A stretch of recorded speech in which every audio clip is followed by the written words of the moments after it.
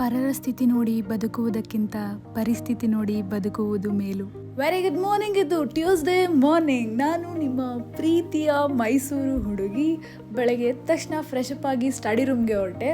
ನಿನ್ನೆ ಸ್ವಲ್ಪ ಪ್ರಾಬ್ಲಮ್ಸ್ನ ಕೊಟ್ಟಿದ್ರು ಸಾಲ್ವ್ ಮಾಡೋದಕ್ಕೆ. ಸೊ ಆ ಪ್ರಾಬ್ಲಮ್ಸ್ನೆಲ್ಲ ಸಾಲ್ವ್ ಮಾಡಿ ತಿಂಡಿಗೆ ಅಂತ ಕೆಳಗೆ ಬಂದೆ. ಫ್ರೆಶ್ ಅಪ್ ಆಗಿ ತಟ್ಟೆ ತೊಗೊಂಡು ಕೆಳಗೆ ಹೊಟ್ವಿ. ತಿಂಡಿಗೆ ಏನು ಮಾಡಿದ್ದಾರೆ ನೋಡೋಣ ಅಂತ ಟೊಮೆಟೊ ಬಾತ್ ಮಾಡಿದ್ರು. ಇದಕ್ಕೆ ನಾವು ಒಗ್ಗರಣೆ ಅನ್ನಂತ ಹೆಸರಿಟ್ರು ಬೇಜಾರಿಲ್ಲ. ತಿಂಡಿನ ತಿಂದು ಮಧ್ಯಾಹ್ನ ಕ್ಲಾಸಿಗೆ ಆಗಬೇಕಾಗಿರೋ ಬಟ್ಟೆನ ಐರನ್ ಮಾಡಿಕೊಂಡೆ. ಐರನ್ ಆದಮೇಲೆ ಮತ್ತೆ ಸ್ಟಡಿ ರೂಮ್ಗೆ ಹೊರಟೆ.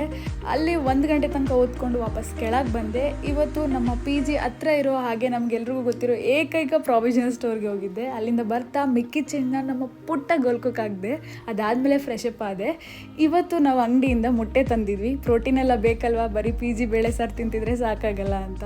ನಾನು ಮೈಸೂರಲ್ಲಿದ್ದಾಗ ಒಂದು ಮೈಕ್ನ ಆರ್ಡರ್ ಮಾಡಿದ್ದೆ. ಅದನ್ನ ಇವತ್ತು ಟೆಸ್ಟ್ ಮಾಡಿದ್ವಿ. ಅದಾದಮೇಲೆ ಕ್ಲಾಸಿಗೆ ಹೊರಟೆ. ಇವತ್ತಿಗಿಷ್ಟೇ, ಬಾಯ್.